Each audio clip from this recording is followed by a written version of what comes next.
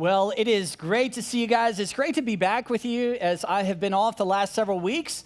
And during that time, it allowed me to work on some things here at North Point that are very strategic that I'm really excited for you guys to find out what those are in the coming months. And so I've been working on that, as well as that time off of teaching allowed my beautiful wife and I, Jill and I, and our 5 sons to go on vacation. And so a couple weeks ago, we went to one of the most world-famous beaches. You guys have probably heard of it. It's probably a top 5 in all the, kind of travel magazines. Maybe you've heard of this place. It's called Port Aransas. Have you heard of that? Yeah, so that's where we went, about 5 hours from here, 4 hours from here, and we had a great time. We just kind of hung out. It's during the 4th of July, so just celebrated the freedoms that we experienced and, hung out on the beach, played washers, horseshoes, all those good things. And then our boys, they fished and fished and fished and fished. They love fishing, and so they got, caught all kinds of fish. And my favorite picture that we experienced or that, we took is of my 10-year-old son, Jonathan. And Jonathan caught a mini megalodon. Look at this thing. It is huge right there. That's him.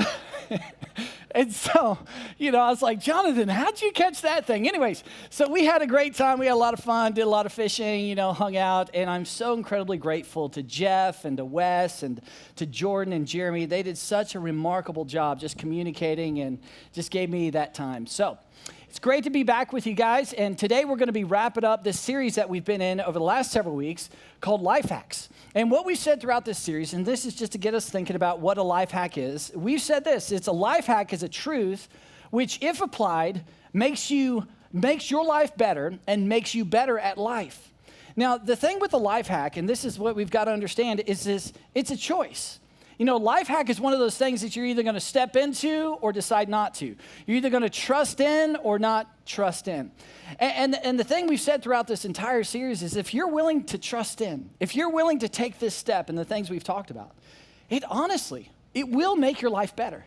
And it will make you better at life. And so today, as we talk about our final life hack, I want to talk about something that really will make your life better. And not only your life, but it'll make the lives around you better. And to do that, I want to start our time with a story. And it's a story I heard many, many years ago. And it's a story about this 16-year-old girl. And this 16-year-old girl grew up in a very difficult home. She had 3 brothers and her parents, and her dad was a man of rage. Her dad was a man of incredible anger. And growing up her whole life, she just saw the most abusive situations you can imagine, with the emotional abuse, the physical abuse, the things she saw happen to her mom, the things she saw happen to her brothers, the things she saw happen to herself. And so when she was 16 years old, all she wanted to do was escape. When she was 16, all she wanted to do was find a man who would give her value and give her worth and be tender with her and have an interest in her. So as a 16-year-old, she's in high school, and she meets this 17-year-old guy. And this 17-year-old guy drove the coolest car. He was on the football team. He was in a rock band. He was everything that she was like, oh my gosh, if that guy. And one thing led to another, and they begin to date, and then one thing led to another. And as a 16-year-old, she's pregnant. And now here she is, 16 and pregnant and scared to death. And she does such a remarkable thing. She does the right thing. She goes to the church. She goes to the church that she would go to Easter and, Christmas. That's about as much as she went to church. Her family brought her to church. And she sits down with this pastor, and she says to the pastor, listen, I don't know how to tell you this. I'm so ashamed, but I'm pregnant, and I'm 16. What should I do? For the next 30 minutes, the pastor tells her all about behavior and all about the justice of God. And at the end of the conversation, the pastor looks at her and says, because of what you've done, you are going to hell. She walks out, imagine that, as a 16-year-old, broken, full of shame, and now convinced she's going to hell. So she tells her boyfriend, hey, we're going to hell, might as well just live it up. And fast forward a few years into that relationship, and they get married, and she has a baby girl. And then a couple years later, she has a son, a baby boy. And so here she is, in her young 20s, 2 kids, and trying to figure it out in this, this marriage, and just a mess. And this couple, was really good in terms of business. They were really good in terms of real estate. And so she and her husband, they were very successful. They started making a bunch of money in real estate. And the more money they made, here's what they told themselves. They said, hey, we're going to hell anyways. We might as well get everything this world has to offer and live it up.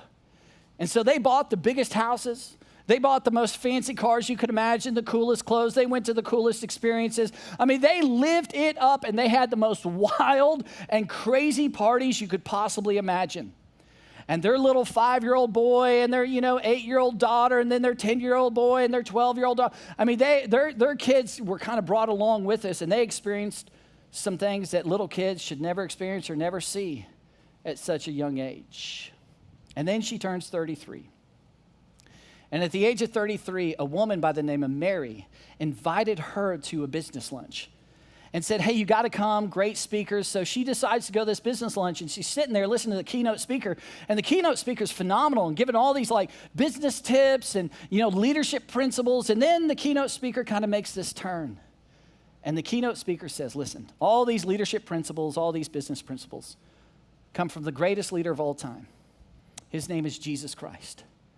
And the keynote speaker begins to describe Jesus, and in the first century that Jesus was really focused on people who were nothing like him. That the tax collectors and prostitutes and sinners, those were the people that Jesus, spent time with. Those were the people Jesus leaned in the direction of. And the tax collectors and prostitutes and sinners, they actually leaned in the direction of Jesus. And this woman sits here, this 33-year-old woman sits here and goes, I've never heard that. I've always thought Jesus hung out with the people who did the right things, not the wrong things. And then the keynote speaker says, Jesus lived the perfect life for you. He was the perfect sacrifice so you could be forgiven of your past, present, and future sin, all of it washed white as snow, and it's real. And right there in that moment, this 33-year-old woman became a follower of Christ, put her trust and her confidence in Jesus. And she went home and she told her husband, and her husband and her kids, they didn't believe it. They were like, are you kidding me? You've become what? A Christian? You're one of those weird people? Are you going to start selling Bibles? Are you going to pass out are you going to the airport to kind of, do this weird thing? And man, they mocked her big time. But within a few short months, her husband becomes a follower of Christ. Her daughter becomes a follower of Christ. And her son becomes a follower of Christ. And it changed the course of their lives. So who's this 16-year-old girl? It's my mom. Here she is at the age of 58. A few months after this picture, she passed away from cancer. But I'm telling you, as I think about this story, I'm utterly convinced that the thing that changed the direction of my mom's life, the thing that changed the course of my entire family's life, and I got a front row seat to see it actually happen, objectively happen, was an invitation. An invitation to come discover the good news of Jesus Christ. It changed everything. And guys, what's fascinating is that's the power of an invitation. I mean, when you think about this idea of invite or inviting or invitation, I mean, this is such a powerful thing. You and I both have the ability to do. In fact, if you looked at the definition of an invite, here's what it is. It's to request someone's presence or participation in a kindly, courteous way, offering the promise of an attractive or enjoyable experience. And guys, I think we've all done this. I think we've all gone to something that was so cool and we're like, oh, this is awesome. And we want the people we love the most. We want the people we value in our life. We want them to experience the goodness, right? We go to that restaurant or that place and we're like, this was so cool. And then we call up our buddy and say, hey, you got to come experience this because you have value in my eyes. You're important. And I want something good for your life. I mean, I think about my life. I think about the first time I went to Chewy's. Talk about this quite a bit here at North Point. Talk about Chewy's all the time. Because I went to Chewy's and I had something I'd never had before, their jalapeno ranch. And I dipped the chip in there and went, wow. And I mean, it was unbelievable. And guess what I did? I went home and I told my friends, the people who have value, the people I look and go, man, I want you to come to Chewy's and eat the jalapeno ranch. It will make your life better, meaning your taste buds, not your figure, but your life better. It really will. right? I mean, we've all done that. I remember a buddy of mine several years ago, he's a big NASCAR fan. And he was like, Buck, you got to come to the Texas Motor Speedway. You got to go. And I was like, no. I mean, I'm just not, I was a golfer at the time. And I was like, NASCAR, 4 left turns, left. That's it. Super boring. And then the most interesting people there. I mean, there's people with all this hair on their back and they carve the numbers of the cars. And it's just odd, right? And so I'm just being honest. This was my perception. And then he said, Buck, you have to go. And finally, I accepted his invite, and I went to, Texas Motor Speedway. And I'm telling you, driving in, there's thousands of cars, and I was like, I had no idea it was this big and this massive. And then as I was driving in, there were thousands and thousands of campers with flags, and everybody's, tailgating. The aroma in the air is filled like with gasoline and barbecue. And I was like, oh, this is awesome. It felt so masculine. And then I get out of the car and we're walking up to the speedway and I hear the most interesting sound. The race car's engine is firing. And it just echoes throughout the whole track. And I was like, that is awesome. I walk in there and, the cars going around the track are so much faster than on TV. And my favorite part is when they wreck and all the, parts of the cars are flying all over. And I'm like, that is so cool. And I had such an enjoyable experience. And then guess what I did? Came home, and because you have value, and you have value, and you have value, and I love you, I want you to come and experience something so attractive and so enjoyable. You see, guys, that's simply what Mary did with my mom. Mary knew how attractive Jesus Christ is. Mary knew that when the term good news is said, it's not just a cute term, it's a real term. That Jesus Christ is really good news. And so she invited my mom because my mom had value in her eyes to something better. You see, oftentimes, I just think, when it comes to Jesus, when it comes to Christianity and the church and all that kind of stuff, I think oftentimes, there's a lot of clutter in our minds. And sometimes, even if we're a follower of Christ, we're like, I don't know. I don't know if it's much different than any other religion. I think it's good. I've experienced some good things about it. But there's a little bit of apathy that grows in terms of, is it really good news? Is it really genuinely good? And sometimes that's because of life experiences and, you move or you take a new job or you have kids and life gets busy and you kind of forget or lose sight of how good it is.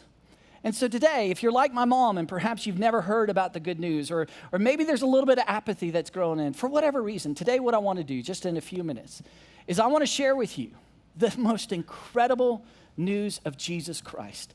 And guys, we could talk about this weeks and weeks and weeks and weeks because there's so many different elements of the life of Jesus and what he did and what he said. So we certainly do not have time to cover every aspect. But today I just want to cover a couple pieces of why I would say he's so attractive, he's so enjoyable, and the news of Jesus Christ is truly good news. And to do that, what I want to do is I want to look at what the Apostle John, Jesus' closest friend in the first century, has to say.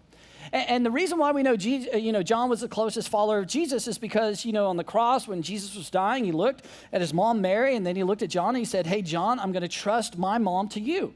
And Jesus loved Mary. Jesus, that was his mom. And if you love your mom and you are 100% for her, you want the best of the best to take care of her.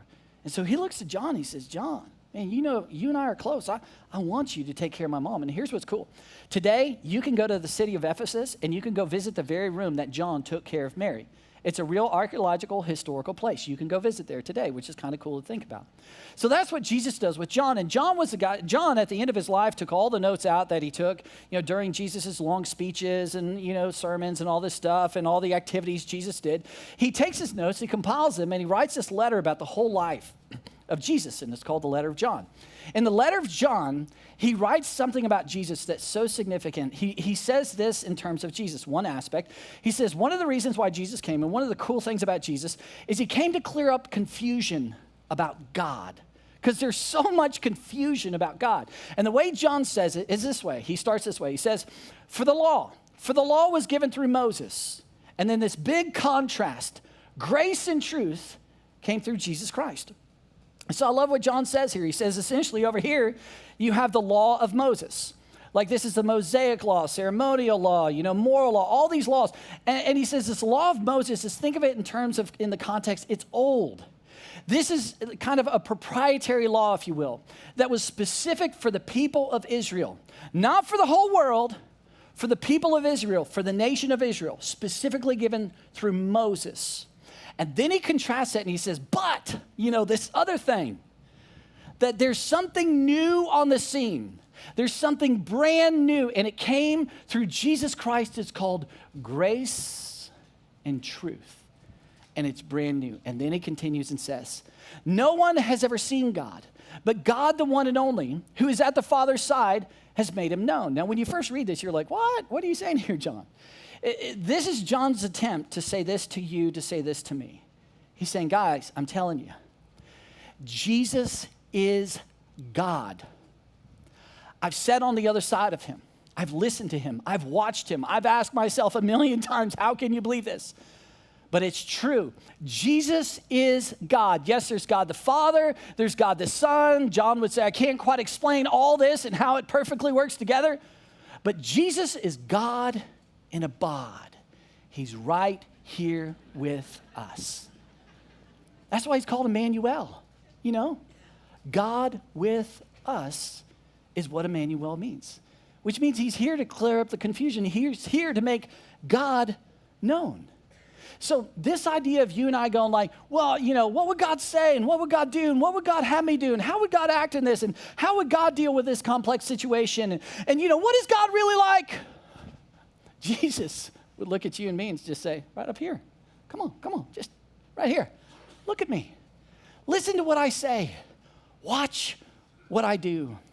Because if you're curious about God and if you've ever been confused about what he would say and what he would do, just look at the life of Jesus Christ. In other words, Jesus may say, I have come so that God may be known and that you may know God. That there is such good news that the confusion can be cleared up about who God is through the life of Christ. And in addition to that, there is really good news that you can actually know God. That this infinite, divine, uncaused being, that this finite life, this finite person can actually know, can actually have a relationship with God. That's why I've come. And the question becomes, well, how? I mean, that just sounds a little bit out there. Like, seriously, you and I can have that kind of personal relationship with God? And John would say yes. And in addition to John, Paul, the Apostle Paul, first century follower of Jesus, would say, yes, that is possible. In fact, Paul explains how we can know God personally and have a personal relationship with God in a letter called Romans. And this is the way Paul says it. And this is so fascinating. And he's just unpacking this idea that, man, the gospel, Jesus Christ, is such good news. And this is the way he says it. The Apostle Paul says, but now, apart from the law, the righteousness of God has been made known, to which the law and the prophets testify. Now, here's what he's saying. He's saying, apart from the law. In other words, there is this concept that so many of us buy into that, you know what? For me to be good with God, for God and I to be good, God's happy with me, this whole thing. It's based upon what I do and don't do. It's based upon hopefully my good outweighs my bad. Hopefully, if I sin a bunch this week, then I got to go to, church and I got to give to the poor. And if I do all these things, then God, you're going to be happy with me. Paul says, guys, that is old school. It's done with. It's finished. There is something new on the scene. Apart from the law, you can have a righteousness. Now, the word righteousness literally means this. It means a right standing with God. In fact, I would just like for today's discussion, all of us to say this together. Right standing with God on the count of three. You guys ready? 1, 2, 3. Right standing with God. That's possible for your life and for mine. And this idea of a right standing with God is like, that you're one of your best friends, the person who you can share everything and anything with. The person perhaps if you're older that you can just have a beer with and just share life and be so vulnerable and they accept you for who you are and they love you and they have your best interest in mind. Man, they are so for you. If you've grown up with parents that love you unconditionally, don't put a lot of condition, you better do this and this and this, and then I'll be proud of you. Man, you grow up in that kind of home, you never know where you stand with your father. But if you had a dad who loved you unconditionally and said, hey, kiddo, you're my son, there's nothing you can do to make me love you any less, and you felt like you had a right standing with him, that's this idea that you can have that with God. And Paul says the prophets, Jeremiah, Isaiah, David, they all pointed one day you could have a right standing with God, and it's not based upon what you have or have not done. It's apart from the law. And then he goes to explain that. And he says, this right standing with God is given through faith in Jesus Christ to all who believe. In other words, he says it's simple. It's this idea of faith. It's not what you do or don't do, because then you can lose it, then you can somehow earn it, then you can lose it again and earn it. No, that's a mess. It's simple. It's through faith in Jesus Christ. Now, you hear that, and you may go, well, this idea of faith, Buck, that's the issue. Because when I hear faith, I'm like, how do you have enough of that? When I hear faith, I think that's this emotional, subjective kind of, grabbing air kind of thing. Like, how do you have faith, right? How do you have this stuff? And faith to me, by definition, and this is very common in our culture, faith to me, by definition, is believing in things that aren't there. Okay, fine. I wish I had what you have, but I don't. I simply can't bring myself to believe that way. In other words, think of it this way. Imagine this. Imagine a conversation. A person comes up to a person who calls himself a Christian and says, hey, you're a Christian. Yeah, you put your faith and trust in Jesus Christ, and you've experienced his grace and his forgiveness, and that you know God, and you say you're happy. Yeah. So imagine the conversation then goes like this, that the person goes, so you're a Christian, yeah, and you're happy, yeah. And then the person goes, well, I'm happy, you're happy. And in fact, I am so desperate to be happy that I may even embrace what you believe. But I can't embrace what you believe because you have faith. You believe in things that simply aren't there. Now let's hit pause a second. What do you call someone who believes in things that aren't there? You call them crazy. You call them mad. You call them insane. So in essence, here's how that conversation goes. I see that you are insane, but you're happy and insane. And I'm so desperate to be happy that I'm considering being insane with you. But I cannot, because you're insane. See, that is such a huge misunderstanding of faith. See, faith, in the New Testament, there's only two words for faith. Every time faith is used, they only use one Greek word. The one Greek word is pistis. Pistis literally means that, hey, I've objectively researched it. I've looked at the evidence, and I know that this is true and real, therefore I have trust in. I have objectively looked at the evidence, it's real and true, therefore I've put my confidence in. That is faith. Paul says when you put your confidence in, when you look at the evidence, you really objectively look at it, you put your confidence in Jesus Christ, and that's it. It's simple. And then I love what he says next. He says it's for everyone. There is no difference between Jew and Gentile, for all have sinned and fall short of the glory of God. Guys, we all need this good news. We've all sinned, certainly in varying degrees and in different ways. We've all missed the mark. The standard, Paul says, is the glory of God, which is perfection. There's not a perfect person alive. I've never seen one, never met one, neither have you. So we're all in need of this news. We're all in need of what Jesus Christ is offering, inviting us into. And it's simple. It's not based on what you have or have not done. It's based on faith. It's for everyone. And then he explains this even further and says, and all are justified freely. I love that word, freely. This is so important. Do you know what the definition of free is? Not a trick question. It's free.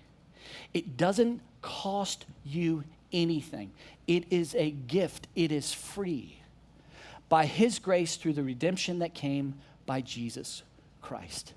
In other words, this idea of having a right standing with God, being known by God, being accepted by God, knowing you could put your head on your pillow at night and go, man, life can be complicated, but between you and I, God, things are really good. This idea is not through negotiating your sin with God. Okay, God, I sinned it up this week. My sin bucket is really full.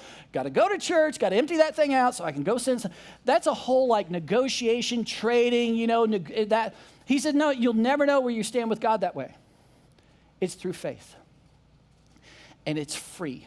Don't you dare try to earn it. Because if you feel like you can earn a right standing with God, then you will also feel like you can lose a right standing with God. It's called grace, amazing grace, and it's through faith. And then he wraps it up and says, he did it to demonstrate, to show us his justice at the present time, so as to be the just and the one who justifies those who have faith in Jesus. Now, this is such an interesting way he wraps it up. And this concept that he's painting here is this idea of God looking at you, looking at me, looking at the world and seeing all the sin. And God, I'm not sure if he thought this, but, it's in essence, God going, hey, I'm God. And God, by definition, must be perfect. So I've got to be perfect in my love, and I've got to be perfect in justice, which means even though you stole that paperclip, even though you stole that pencil, even though you lied that one time, and it was a little bitty lie, but it was a lie, someone's got to pay for it. If God is 100% God, he must be perfect in his justice. Justice must be served for every single sin. God sees the problem. He sees the separation. He sees there's not a right standing with him because of your sin. Jesus, can you go do something about that? And God so loved the world that he sent his one and only son into the world to live a perfect life because you and I could never live it. And the reason why he had to live a perfect life is to satisfy the perfect justice of God. And at the cross of Jesus Christ is such a beautiful thing. It's the greatest expression of God's love for you and for me. And it's the greatest satisfaction of his justice for your sin and my sin, all at the cross of Christ. And the reason why he did that is so that we could experience forgiveness, so we could experience his grace, so we could benefit and have a right standing with God. And it cost Jesus everything, and it cost us faith in Jesus Christ. It's as good as you can possibly imagine. I mean, if we were to put it up here, it's this idea of saying, hey, we did wrong and he did right. And then his right pays for all of our wrongs, all of them, past, present, and future. And he experienced wrong so we could experience right. But you see, this oftentimes is confusing because we live in a world and a culture where you've been conditioned your whole life, mentally conditioned to go right for right, wrong for wrong. You do right for me, I'm going to do right for you. You do wrong to me, you better watch your back. No, you do wrong, God does right and gives you right. This is called amazing grace. It's unmerited. You don't deserve it. And the second you try to earn a right standing with God, it's no longer grace. It is faith in Jesus Christ. And when you put your faith in Jesus Christ, when you cross that line and say, yes, my confidence is not in my abilities, but in Jesus Christ as the unique Son of God, not only do you have a right standing with God, but you begin to discover the answers the answers to the questions you've always asked. And the questions that you've always asked, or at least have floated in your mind throughout your life, are these questions. Origin, meaning, morality, destiny. Where did I come from? Do you have any purpose and meaning in life? What's right and wrong in life? Is there really life after death? See, through Jesus Christ, he answers the greatest questions we have. Did you know that you are made in the image of God? That he knit you together in your mother's womb? That's your origin. You are so beautiful. As a man, you have what it takes. Meaning, do you know he put you in times and places for very specific purposes? That he created you just the way you are for a very specific purpose? Morality, right and wrong. What do we do? What's right and wrong? Did you know that God laid out the moral law for you and I, and he invited us to trust him, not to oppress you? It's to free you. And you've got to know that because logically speaking, you cannot have freedom without law. It's impossible. If you take law away, you have anarchy. And the full expression of anarchy is a complete loss of freedom. The only way you are free in your marriage, you are free as an individual, you are free with him or free with her, is to have law, and God knows that. So he establishes morality. He says, hey, kiddo, with your marriage, trust me. Hey, kiddo, with that, with the way you talk to him, the way you talk to her, with your just trust me. I want you to experience freedom. Destiny. Did you know Jesus said, I go to prepare a place for you? Like, it's a real deal. Heaven is not harps and halos and boredom. That is a fairy tale. That's what you learned when you were a little kiddo. When we're talking about adults here, heaven is everything you love about earth times 10 to the 10th power. And Jesus has prepared a place for you. There is life after death. The greatest questions in life are answered. It's such good news. And it's absolutely free through Jesus Christ. So, with that as the backdrop, let's go back to our definition of invite.